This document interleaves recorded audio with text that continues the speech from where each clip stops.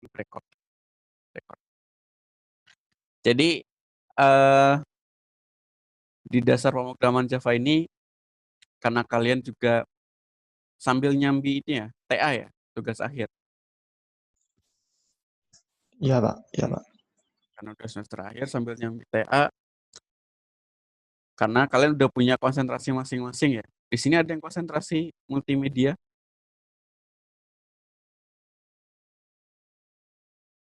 konsentrasi jaringan, berarti konsentrasi jaringan ya? Kayaknya soalnya semester lalu kebetulan saya juga ngajar di D3TI itu konsentrasi web, tapi kayaknya kok di data saya nggak ada yang, apa, nggak ada nama yang sama dengan data yang saya punya di web. Berarti kemungkinan bukan, konsentrasi web kayak mungkin kalau ada yang lewat ya, kasih tahu aja. Jadi, sekali lagi di dasar pemrograman Java ini tidak ada database-nya. Oh, ada web toh, kelewatan. Jadi kita kayak, apa ya, belajarnya ya udah sih, santai aja. Saya juga nggak akan ngasih, final project nanti nilainya dari UTS, UAS, responsi paling banyak. Karena kalian emang udah ada project sendiri di TA ya. Jadi kita belajarnya santai aja. Ini tujuannya untuk membuka wawasan kalian, mungkin kalau kalian nanti ketika bekerja menemukan, atau diminta untuk belajar bahasa pemrograman Java, setidaknya kalian udah tahu dasar-dasarnya, tinggal dikembangkan. Atau mungkin kalau kalian mau lanjutin ke S1, terus nanti ketemu mata kuliah Java, ya kalian udah ngerti juga dasar-dasarnya, kayak gitu. Jadi untuk menambah pengetahuan aja, jadi, nggak usah dibikin beban banget, karena emang di sini saya nggak akan ngasih final project ya. Paling ya per berapa hari sekali gitu nanti saya kasih kuis, ya cuma kuis biasa sih, nggak makan waktu lama, atau tugas yang simpel-simpel aja. Soalnya kalau kalian udah belajar pemrograman di awal dulu C++ atau C atau PHP, udah sampai, advance gitu, harusnya belajar Java ini nggak terlalu sulit-sulit amat. Tapi emang sintaksnya cukup berbeda jauh ya, kalau dibandingkan sama web, gitu. Itu tuh pembukanya. Presensi bentar, saya tak aktifkan lagi QR code-nya.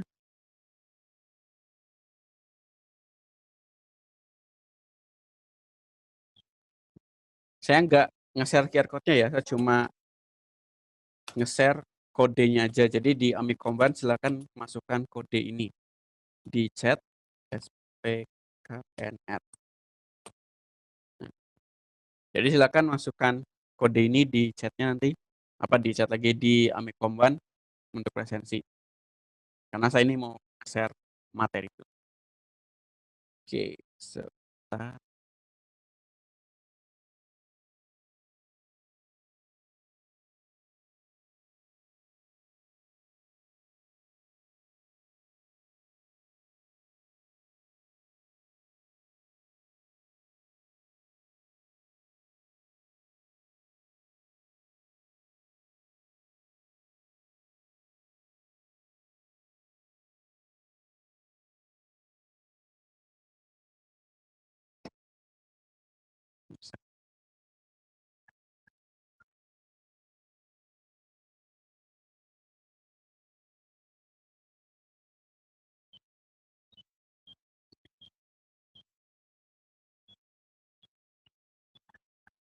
Oke, ini kelemahannya di presensi ini kalau udah aktifkan QR code-nya,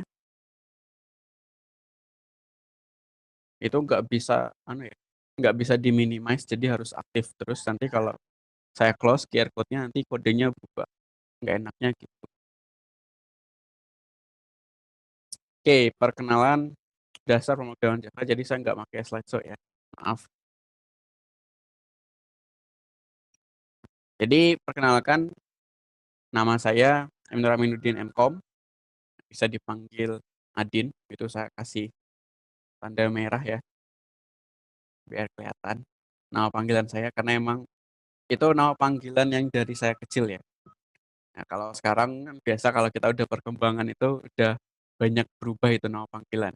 Ada yang manggil Pak Amin, Pak Nur Aminuddin, Pak Muhammad. Nah, jadi kalau saya sendiri pribadinya lebih suka dipanggil Pak Adit karena emang udah dari sananya dari kecilnya seperti itu. Oke. Saya dilahirkan di tahun 90-an. Ini kalau yang pemain web harusnya udah ngerti lah ya. Ini yang bagi yang belum tahu aja. Saya asli dari Kota Bima. Nah, jadi kalau di Kota Bima itu sebutan sukunya itu suku Mbojo ya.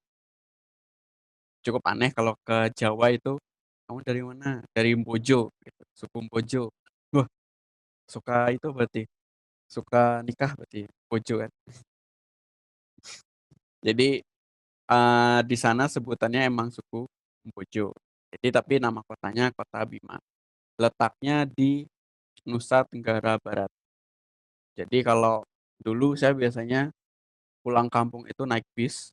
Naik bis itu di bis bisa makan waktu berapa ya? 3 hari 2 malam kalau nggak salah. Kalau sekarang pakai pesawat cuma sekitar kalau pesawat di atas pesawatnya cuma sekitar 2,5 jam palingan. Tapi nunggu transitnya ya. Nah, jadi kalau naik pesawat itu yang nyebelin itu transit. Kenapa harus transit? Karena emang Kota Bima itu kota yang cukup kecil. Jadi kalau pesawat yang jet itu nggak bisa masuk. Jadi harus di Bali itu harus ganti dulu jadi pesawat yang lebih kecil, yang biasanya ada jetnya tapi masih ada baling-balingnya. Nggak sekecil pesawat perintis, cuma pesawat yang muat sekitar berapa ya? Mungkin 50 orang atau lebih dikit. Jadi nggak sebesar yang Air Asia dan lain-lain. Terus saya anak bungsu dari 4 bersaudara, bergolongan darah AB. Terus hobi saya itu main game. Oke, kalau sekarang kayak masa pandemi, seringnya di rumah, ya udah sih, selain ngoding, ya main game. Ngoding, main game, ngoding, main game. Jadi kerjaannya gitu aja terus. Selain ngomong anak. Terus eh riwayat pendidikan saya mulai sekolah tahun 99, terus sampai 2011 itu saya tamat SMA, itu saya di Kota Bima, nggak pindah-pindah kota ya. Di situ terus saja. Baru setelah di tahun 2011 ya bukan setelahnya. Di tahun 2011 lulus SMA, saya hijrah, hijrah. Karena emang sampai sekarang itu jarang pulang, jadi hijrah. Bukan berkelana apa merantau. Kalau merantau kan sering pulang tuh. Kalau hijrah kan jarang pulang. Emang pindah. Karena emang sekarang saya domisilinya emang di Jogja. Jadi tahun 2011 itu saya hijrah ke Jogja ya. Terus saya masuk ke Amikom. Dulu saya mahasiswa Amikom waktu masih jadi STIMIK. Jadi dulu Amikom itu masih STIMIK, sekolah tinggi ya. Jadi cuma ada ilmu komputer aja. Kalau sekarang udah universitas, sudah ada 3 fakultas lain, nggak cuma komputer.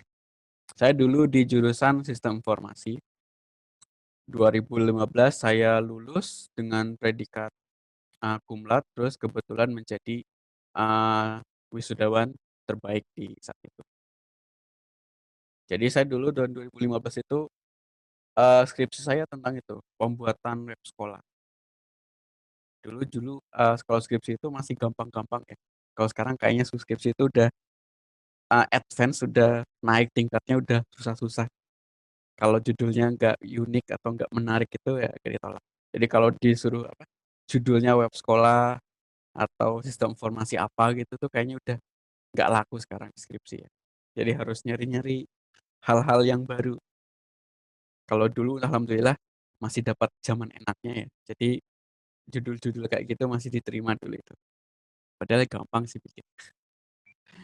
Jadi 2015 saya lulus S1, kemudian di 2015 juga saya melanjutkan ke S2 karena kebetulan kalau jadi wisudawan terbaik itu ada beasiswa gratis ke S2, tapi di Amikom juga.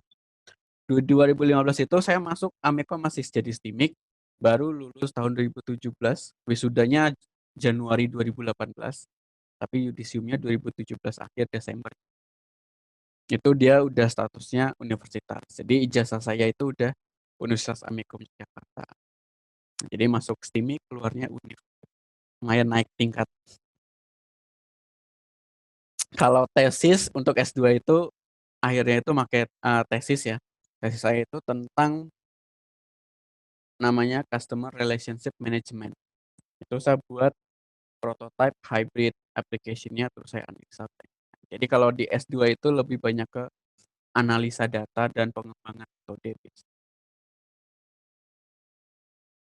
Oke, next riwayat pekerjaan saya lebih banyak berkecimpung di dunia web ya. Kenapa saya dikasih mata kuliah Java? Karena kayaknya emang nggak ada yang lain gitu yang bisa ngajar. Jadi karena emang kemarin itu ternyata mata kuliah Java ada yang ngambil gitu, terus bingung mau pilih dosen siapa, akhirnya saya ditawarin. Ya oke lah, saya terima aja.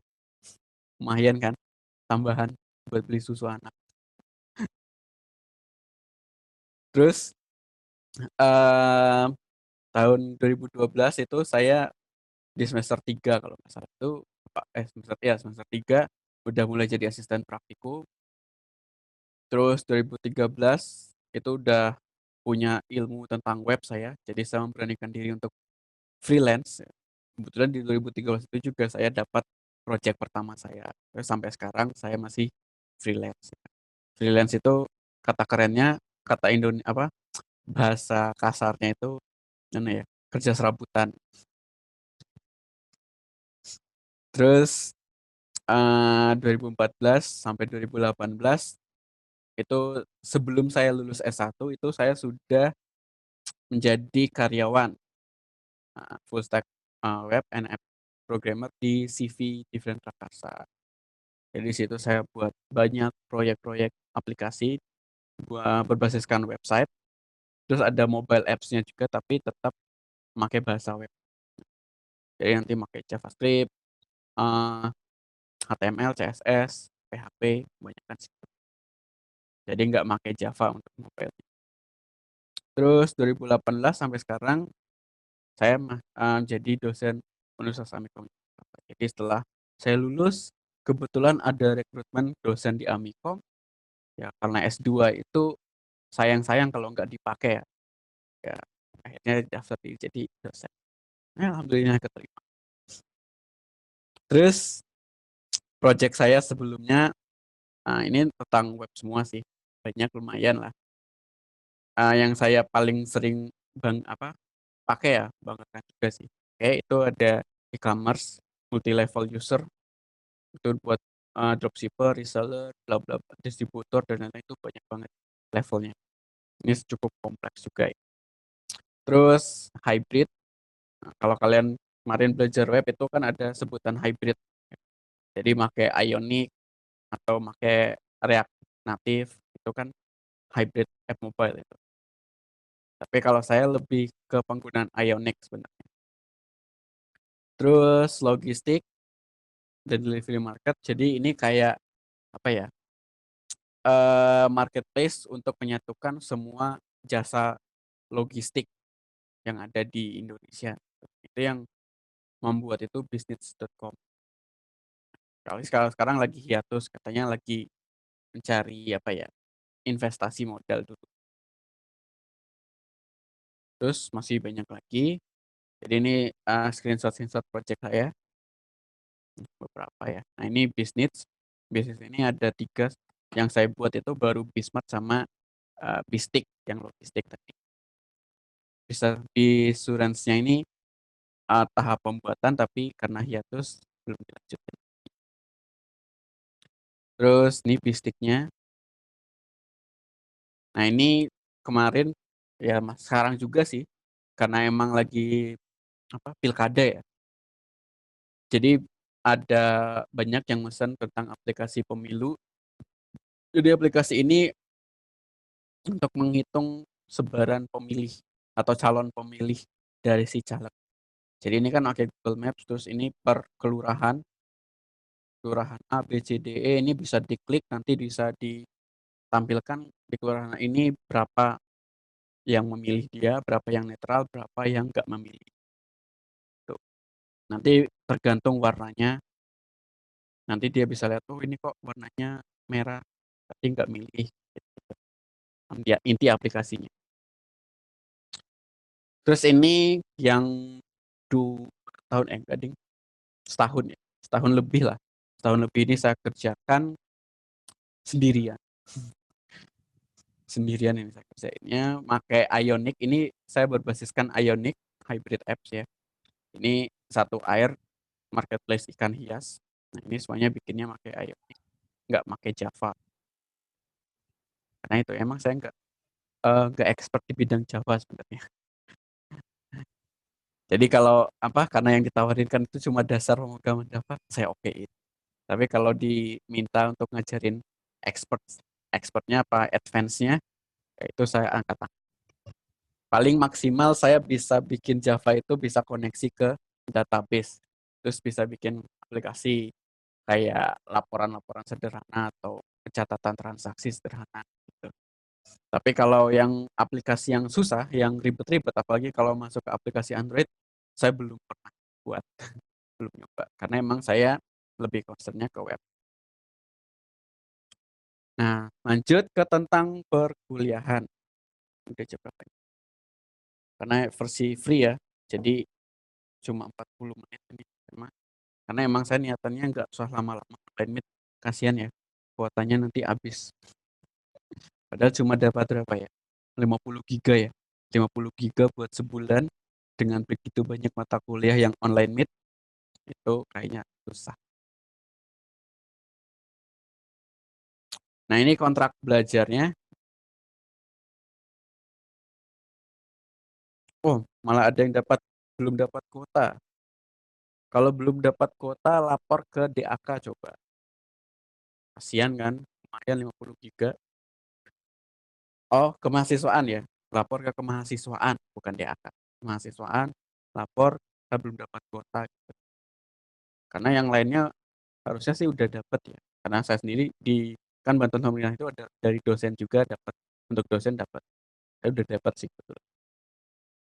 Kalau untuk text editor, nanti pakai NetBeans. Kita pakai IDE NetBeans. Yang paling enak dan gampang itu pakai. Oke, kita lanjut ke kontrak belajar ya. Jadi, seperti yang saya bilang tadi, santai aja, nggak ada final project. Paling dari responsi kuis, yang kuis itu pun nggak tiap hari saya adain. Jadi nanti yang kuis itu 30%, responsi 40%. Jadi paling banyak nilainya di situ ya. Ya, jadi kalian hadir terus ngerjain kuisnya, kuisnya nggak susah kok. Tentang paling materi-materi yang udah saya ajarkan. Nanti kuisnya saya pakai platform waskita.amikom.ac.id. Jadi saya nanti di situ akan buatkan kuisnya, terus kalian tinggal jawab. Nah, soalnya di situ udah otomatis ada sistem gradingnya, udah ada nilainya. Jadi nggak usah repot-repot nyari nilai tempat lain. Soalnya kalau pakai Google Quiz juga kan harus kita ekspor dulu ke Excel dan lain-lain. Ribet. Terus UTS sama UAS, UTS-nya cuma 10%, UAS-nya 20%. Soalnya nanti UTS UAS juga nanti paling soalnya cuma 1 atau 2. Nggak banyak kok. Santai aja. Terus nanti yang paling banyak itu di responsi. Soalnya kan responsi itu kayak evaluasi kalian, kalian pengetahuannya udah menguasai atau enggak.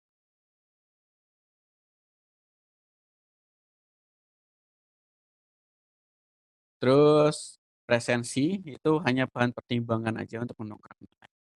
Nah, tapi kalau mau didongkrak syarat kehadirannya harus minimal 13 kali. Jadi 13, jadi cuma 2 kali boleh minggat ya, boleh nggak hadir kuliah. Sisanya sisanya itu ya. Ya, gimana? Kalau izin bisa. Kalau izin nggak apa-apa. Nanti kalau izin biasanya kan saya akan presensikan manual ya. Izin Misal ada acara keluarga atau sakit gitu, yang penting jangan tiap hari izin gitu, cuma sekali, 2 kali nggak apa-apa lah. Kalau tiap hari izin, nah itu.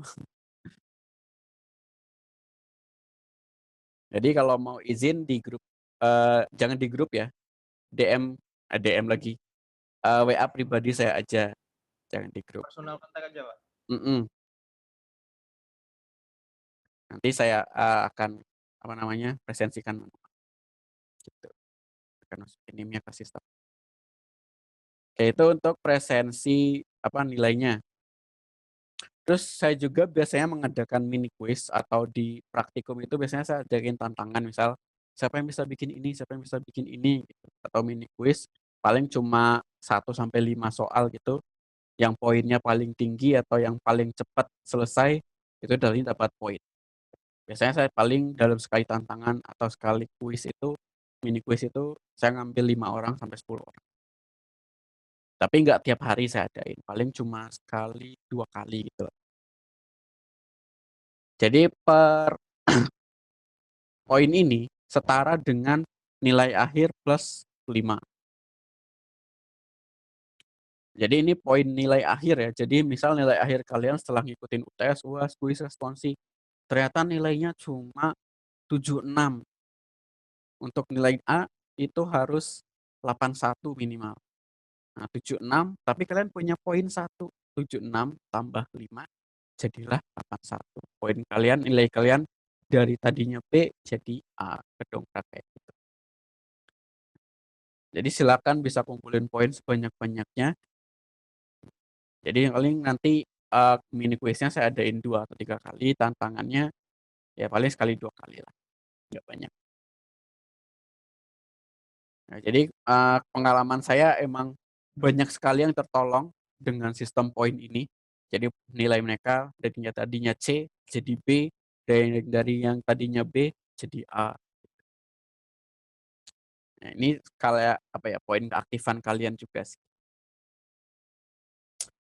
Oke, terus metode perkuliahan, sebenarnya saya sukanya metode asinkronus ya. Jadi kalau semester lalu saya ngerekam video di YouTube, terus saya upload, terus yang lain bisa nonton, bisa kapan aja gitu, terus saya presensiin, saya share kode presensinya.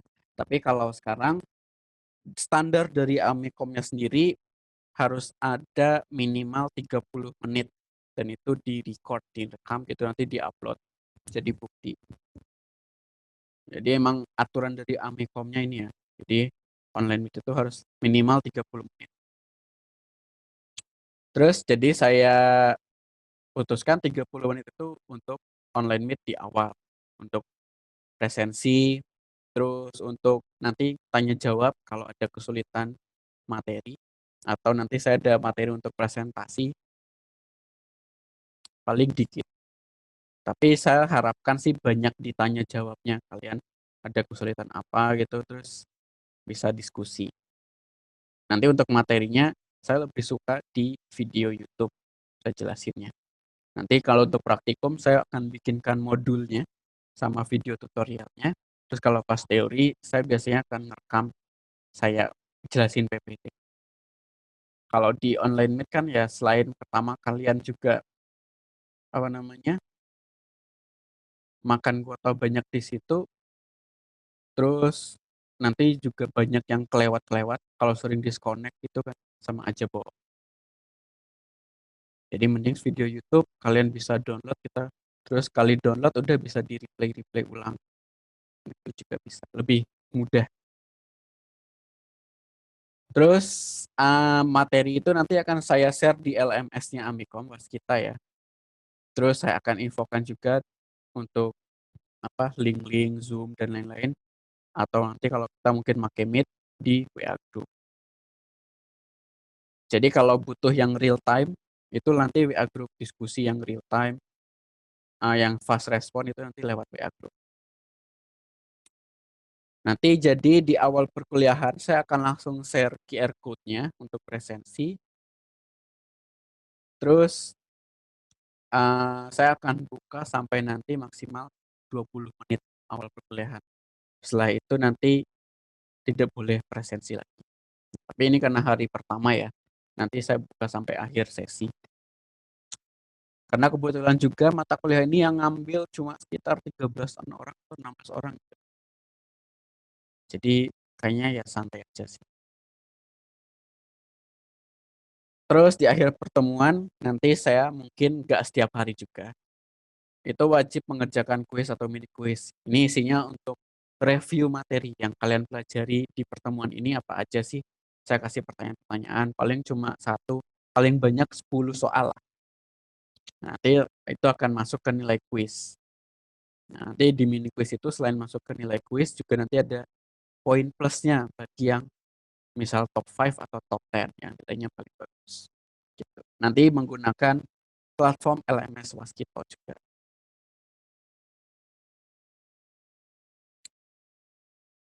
Oke, next. Aturan kelas selama online meet, mic harap di mute kecuali ingin bertanya atau menyampaikan pendapat, boleh langsung di unmute terus langsung ngomong itu.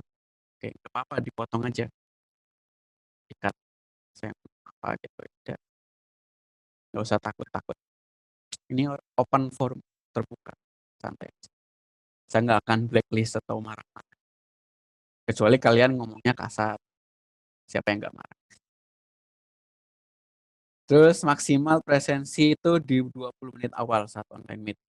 Jadi setelah 20 menit saya akan tutup presensinya, nggak bisa lagi untuk QR code-nya. Terus nanti kalau di WA group, harap chatnya itu sopan ya. Jangan chat malam-malam. Nah, saya biasanya akan balas kalau maksimal jam 7 malam misalnya.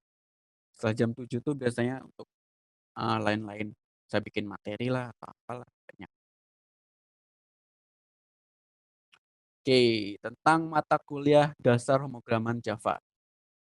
Apa aja yang akan dipelajari di sini? Nanti yang akan kita pelajari adalah dasar-dasar pemrograman Java, terus basic sintaksnya, gimana membuat variabel, konstanta, metode atau fungsinya, array, input output. Nah, sebenarnya sih kalau kalian belajar bahasa pemrograman sebelumnya, ini udah ngerti semua lah harusnya. Cuma nanti kita belajar gimana sintaks di Java-nya aja. Terus mungkin yang cukup berbeda ada konsep OOP, Object Oriented Programming. Di Java itu dia full menggunakan Object Oriented Programming. Itu ada abstract, encapsulation, inheritance, polymorph. Ini polymorph. Nanti ini akan saya jelaskan lebih lanjut di materinya nanti. Terus ada sintaks OOP juga gimana membuat objek, kelas, konstruktor, interface, package, getter, setter. Terus gimana perulangan dan perjamuan pada Java. Gimana membuat graphical user interface-nya, tampilan biar Java-nya itu enggak CLI, command line interface aja hitam putih gitu, kayak C++ dulu. Itu enggak. Nanti saya akan ajarkan gimana GUI-nya. Tapi nanti setelah UTS ini. Dan gimana cara membuat jar executable-nya biar aplikasi kita bisa berjalan di platform manapun. Selama dia mempunyai Java mesinnya. Oke, jadi Java itu apa sih sebenarnya? Jadi Java itu adalah sebuah bahasa pemrograman dibuat oleh yang namanya James Gosling. Ini Pak James Gosling ini si pencetus Java. Jadi dia terinspirasi dari C++. Ya, makanya sintaks Java ini mirip seperti C dan C++. Terus dia sepenuhnya menganut paradigma OOP. Apa itu OOP? OOP itu dia lawan dari prosedural. Dulu kalian belajar web, belajar C++, itu lebih banyak proseduralnya. Walaupun web itu bisa dibuat OOP, tapi masih kurang. Kecuali kalau kalian pakai yang PHP 7 mungkin. Nah itu biasanya lebih banyak ke OOP-nya. Tapi biasanya lebih ke prosedural. Prosedural itu dia kodenya dipisah-pisah menjadi fungsi-fungsi. Fungsi A, B, C, D, E. Terus kalau OP, dia dipisah menjadi berbagai objek. Objek itu dia seperti dunia nyata. Jadi misal uh, tangan, apa tangan lagi? Manusia, objek di manusia itu bisa dipisah-pisah jadi 2 tangan, kepala, terus badan, terus kaki. Di kepala, objeknya juga bisa dipisah-pisah lagi. Ada mata, ada alis, ada hidung, ada mata, ada mulut. Ya, jadi objek itu berdasarkan ya objek, hal, suatu apa ya?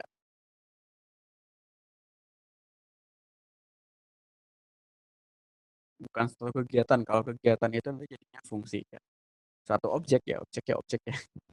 Namanya juga udah jadi objek. Bingungnya sendiri jadi. Jadi dia berdasarkan sebuah objek. Nah, kalau prosedural dia berdasarkan dibagi menjadi fungsi.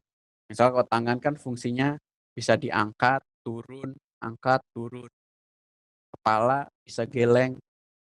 Nah, itu fungsi. Jadi kalau objek itu bendanya atau halnya atau objeknya. Terus kalau prosedural itu top down. Top down itu maksudnya adalah kodenya itu dijalankan dari atas ke bawah. Nah, jadi variabel A, B, C, D, E, terus dia manggil fungsi apa, turunannya ada fungsi apa lagi ya, fungsi apa lagi. Jadi dari atas ke bawah. Kalau OP dia dari bawah ke atas. Maksudnya bukan jalanin fungsi kodenya dari kode paling akhir dulu sampai kode paling atas, enggak. Tapi dia lebih ke memanggil fungsi atau metode atau objek yang paling bawah. Nah, objek paling bawah ini manggil fungsi apa yang di atasnya, terus manggil fungsi apa yang di atasnya, manggil objek apa yang di atasnya gitu. Dia akan ngecek terus sampai ke atas. Jadi kalau ada satu objek yang enggak teridentifikasi itu akan error. Terus prosedural itu kurang aman dibandingkan OOP karena OOP itu dia bisa diatur akses datanya, bisa dibuat privat, publik, dan lain-lain. Jadi nggak bisa sembarang diakses, lebih aman. Terus kalau prosedural itu sulit untuk menambah data dan fungsi baru. Kalau kita mau nambah variabel atau fungsi baru, itu kita harus membuat kodenya ulang dari nol, dari awal gitu. Tapi kalau di OOP, kita cukup memanggil fungsi yang fungsi yang udah ada atau metode yang udah ada atau objek yang udah ada, terus kita override, kita tambahkan sesuai apa yang mau ditambahkan. Jadi cukup menuliskan kode-kode yang ingin ditambahkan saja. Jadi nggak buat ulang dari nol.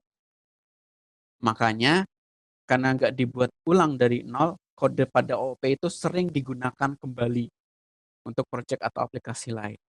Jadi kalau kita mau buat aplikasi lain yang hampir mirip, itu kita bisa pakai yang bukan hampir mirip lagi sih, yang bisa aplikasi lain juga bisa. Yang penting objeknya itu ada yang mirip. Itu bisa kita pakai lagi. Karena tadi bisa kita override, kita cuma tambahin beberapa kode aja atau secukupnya yang bisa mengkustomisasi aplikasi itu. Tapi kalau di prosedural kita harus buat ulang dari nol. Paling kita copy paste kode yang udah ada, terus kita edit-edit. Nah, itu kan lebih ribet dibandingkan kita cuma nambahin. Jadi kalau karena kita harus ngecek dulu satu-satu kodenya, hasil copy paste-nya udah bener atau belum. Nanti jangan-jangan titik komanya kelewatan. Gitu. Tapi kalau P, kita cuma nambahin aja. Lebih gampang. Kalau prosedural itu yang menggunakan di bahasa C, Fortran, Pascal, Basic. Kalau P itu C++, Java, Python, C Sharp, dan lain-lain. PHP 7 itu udah bisa OP juga. Udah full OP malah. Makanya PHP 7 itu performanya lebih bagus dibandingkan PHP 10. Tapi emang OP itu lebih sulit dipelajari dibandingkan prosedural. Ada plus minusnya. Terus nanti di Java sendiri kalian akan menemukan istilah-istilah seperti ini. Ya. JDK, J2SE, Java ME, dan Java EE. JDK itu maksudnya adalah Java Development Kit. Ini yang dibutuhkan kalau kalian mau membuat aplikasi berbasis Java. Kalau nggak ada JDK-nya, si aplikasi apa kode Java ini nggak akan pernah bisa di-compile. Karena kan Java itu perlu di-compile baru bisa di-run. Nah, JDK ini yang akan meng-compile. Jadi JDK ini berisi tools, library, atau API-nya yang kita perlukan untuk membuat program dengan Java. Nah, JDK ini punya edisi. Ada J2SE, Java ME, dan EE. Java SE atau J2SE, kalau sekarang udah ganti nama jadi Jakarta SE kalau nggak salah. Kalau nggak yang Java SE biasa, yang jadi Jakarta tuh yang EE. Yang EE ini, Jakarta EE. Java SE ini aplikasi standar untuk desktop, aplikasi kecil-kecilan yang nggak berat, atau bisa juga berbasis command line atau CLI yang dijalanin di CMD atau terminal kalau di Windows. Nah, Java EE ini dia lebih tinggi lagi singkatannya. Kalau sekarang namanya Jakarta EE kalau nggak salah. Nah, Java EE ini untuk enterprise, biasanya dipakai di bank, industri-industri. Nah, pokoknya yang buat perusahaan-perusahaan enterprise yang gede intinya, skalanya besar, banyak yang pakai, itu dia JDK-nya versi EE. Nah, kalau ME buat Android, buat mobile, buat microcontroller, sensor, dan lain-lain. Nah, jadi selain kalian nanti pakai Python atau assembly di Java ME juga bisa buat microcontroller, bisa buat IoT juga harusnya. Tapi kita akan pelajari cuma yang SE, yang standar aja, yang dasar-dasar aja.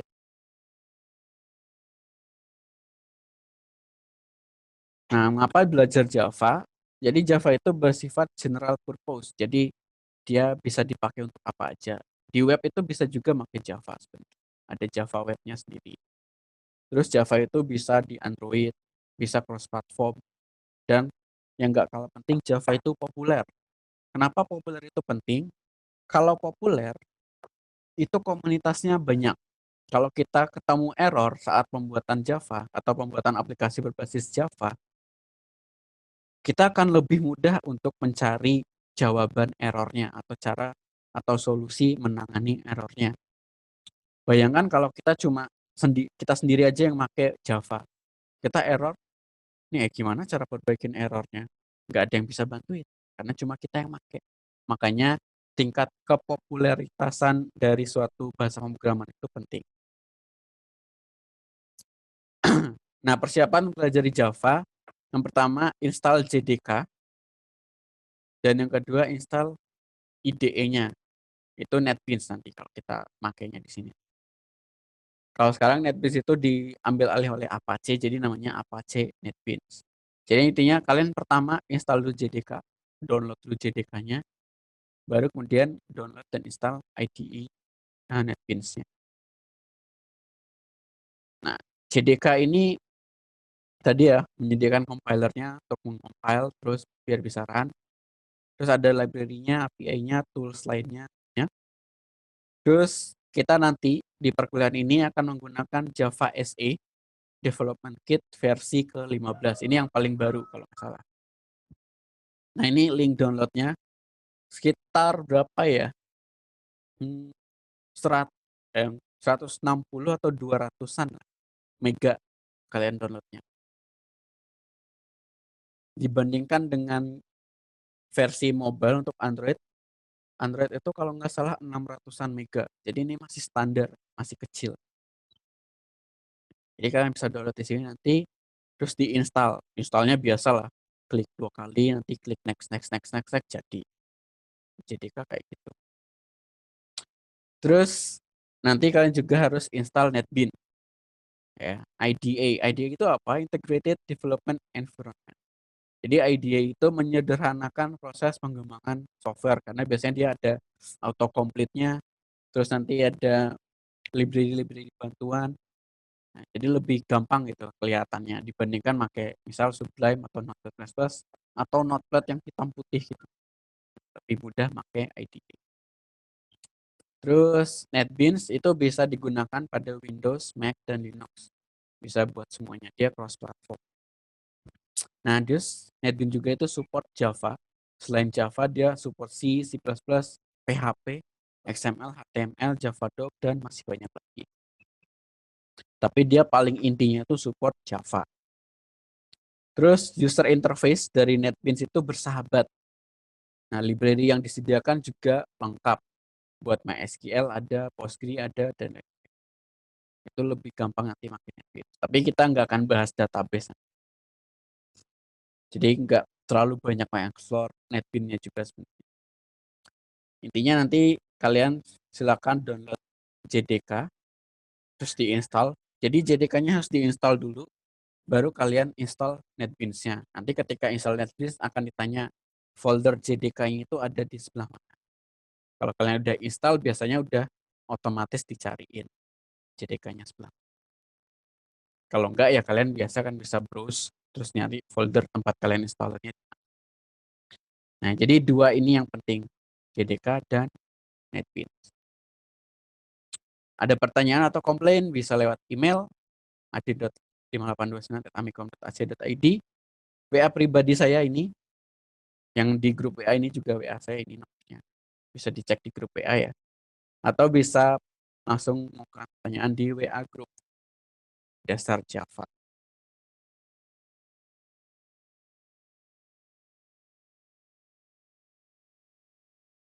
Oke, jadi seperti itu.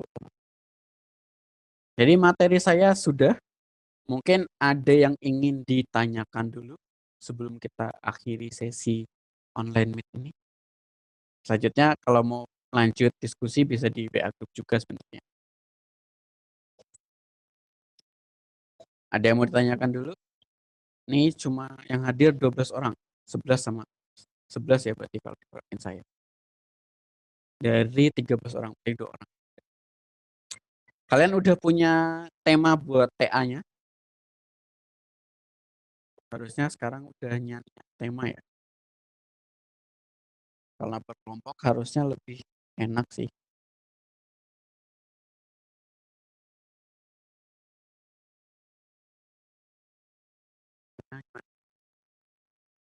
Nggak ada pertanyaan kan? Oke, kalau gitu saya stop share dulu. Kalau nggak ada yang ditanyakan, berarti sesi online ini saya akan tutup. Kita akan lanjutkan diskusinya nanti di WA Group. Ya, nanti di WA Group dan di LMS juga akan saya share link untuk downloadnya. Saya share materi PPT-nya juga. Dan saya akan share juga nanti tutorial YouTube-nya kalau kalian bingung mungkin cara nginstalnya gimana. Oke ya. Saya tutup online meet sekarang. Terima kasih atas partisipasinya. Wassalamualaikum warahmatullahi wabarakatuh.